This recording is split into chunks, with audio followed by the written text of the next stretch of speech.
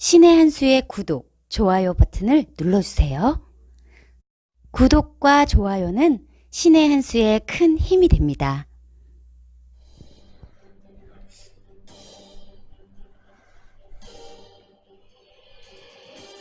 안녕하세요. 신의 한 수 우동균입니다. 문재인 대통령 이제 가짜뉴스 경계령을 내렸다고 합니다.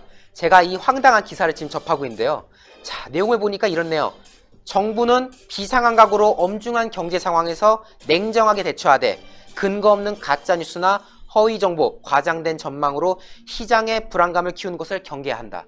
글쎄요. 시장의 불안감, 지금 가짜뉴스라고 주장하는 그런 우파 유튜버들이 하는 게 아니라 지금 문재인 대통령 본인이 하고 있는 거 아니겠습니까? 문재인 정권이야말로 지금 가짜뉴스의 유포자요. 그리고 국민들을 불안하게 만드는 그런 존재인데요. 이와 관련된 이야기 우리 오늘 양영태 박사님께서 심도 있게 해주시겠습니다.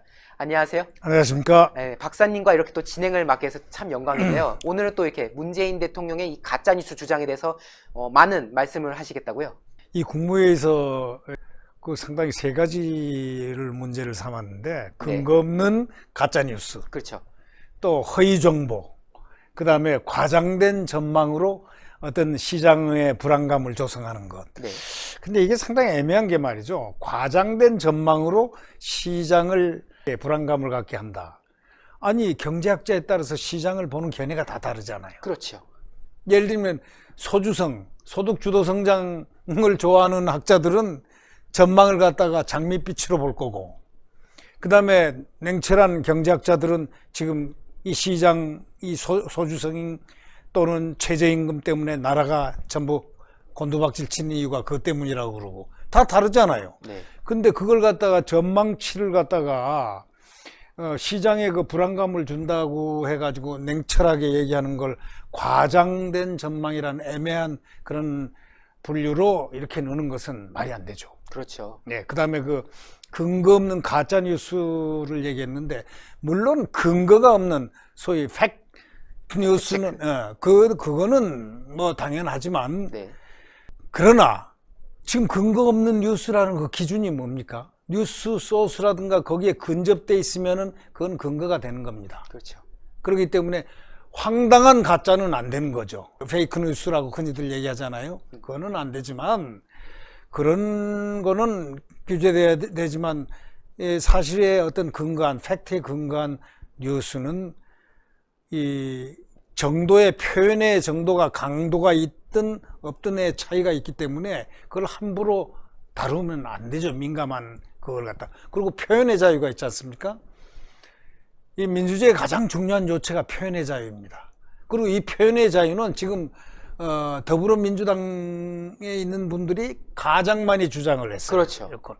예를 들면 아주 쉬운 예, 표창원 의원이 박근혜 전 대통령의 누드화를 만들어가지고, 가짜 누드화를 만들어가지고 전시를 했지 않습니까? 그래 놓고 그때 이게 표현의 자유라고 했지 않습니까? 전부 다. 그렇죠.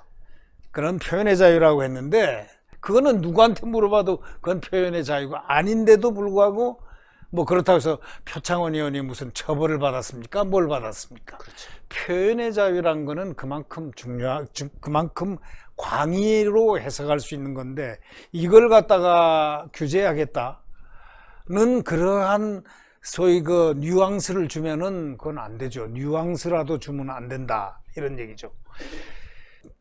우리가 지금 이번에 그 장관급들을 이렇게 발표를 하는데, 지명을 하는데, 네.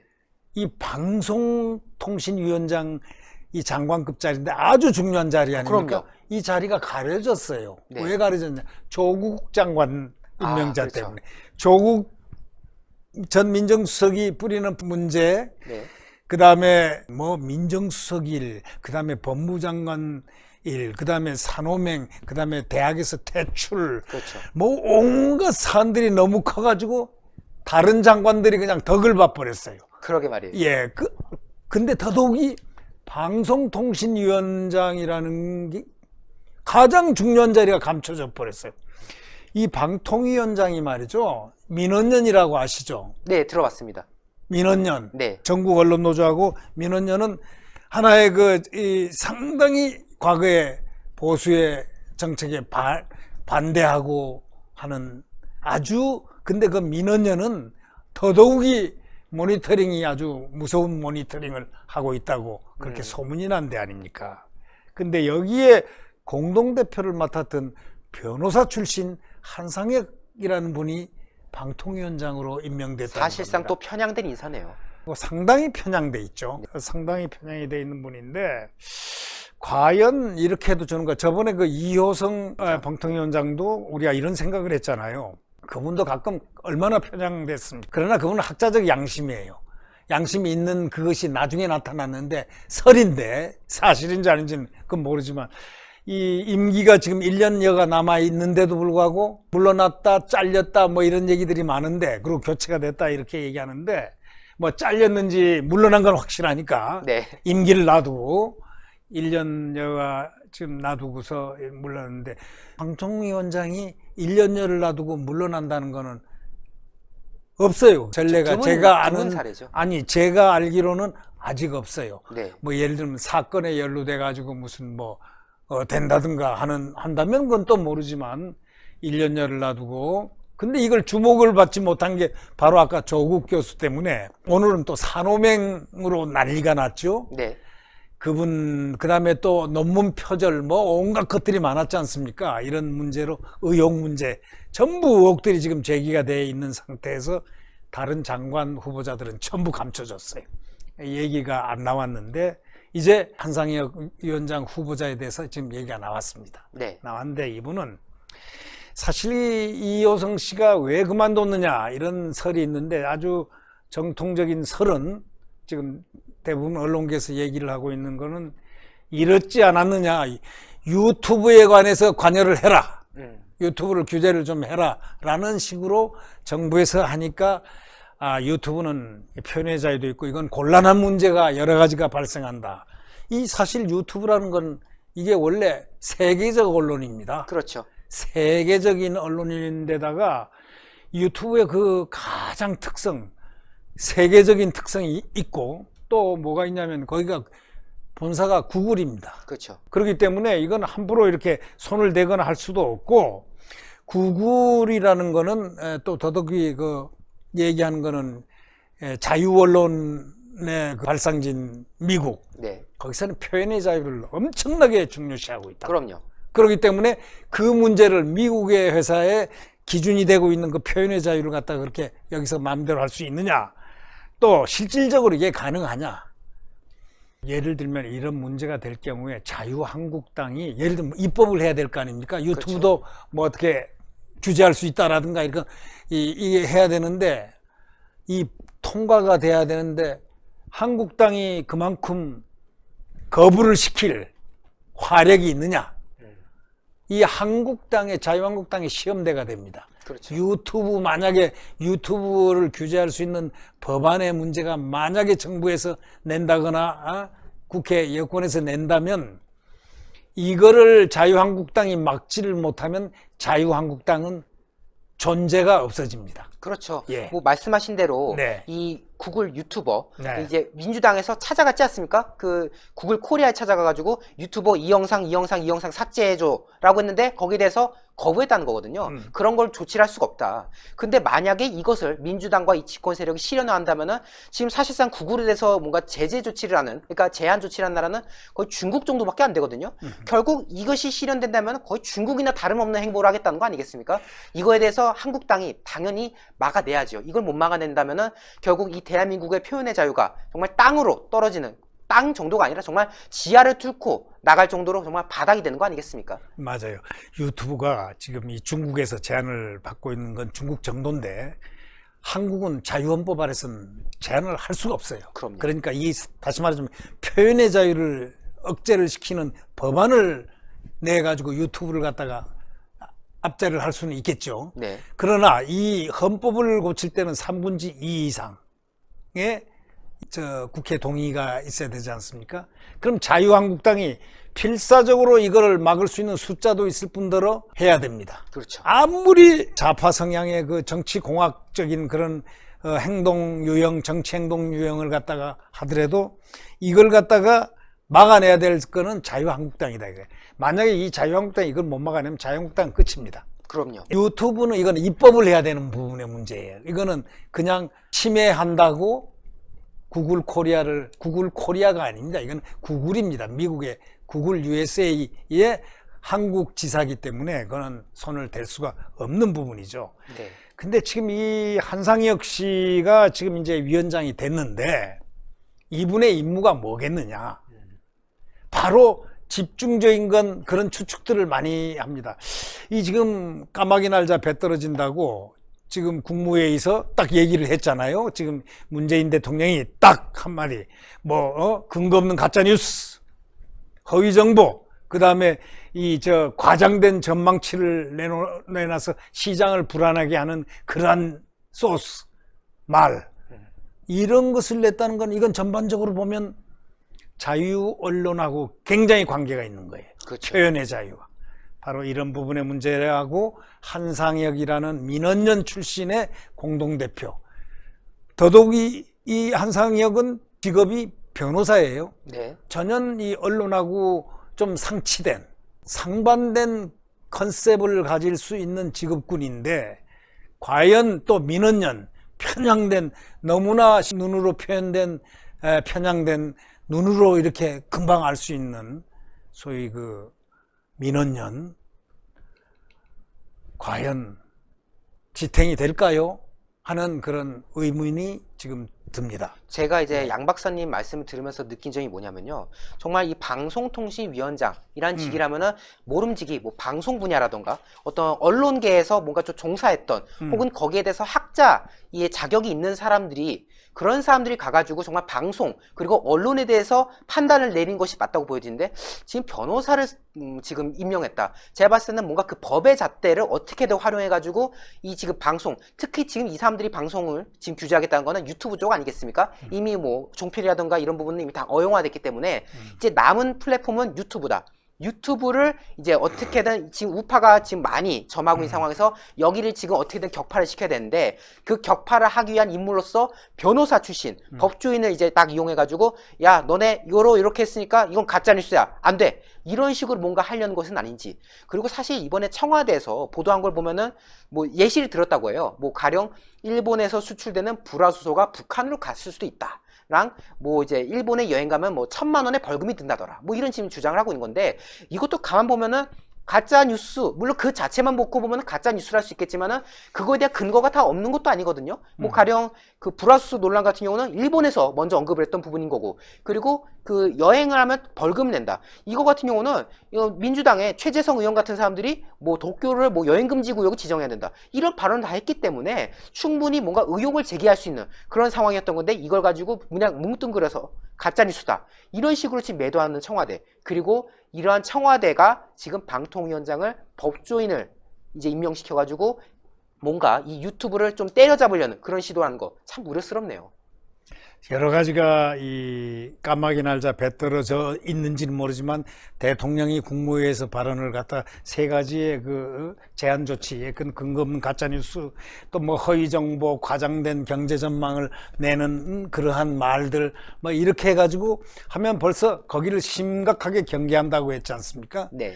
그럼 이 대통령이 경계한다고 그런 말을 국무회의에서 한다는 것은 바로 상당한 이 유튜브하고의 규제 이 부분하고 한상혁이라는 그 민원연 출신의 그 공동대표 하던 분이 그걸 하는 거하고 그래서 의혹이 증폭이 되고 있는 겁니다. 이 민원연은 말이죠. 네.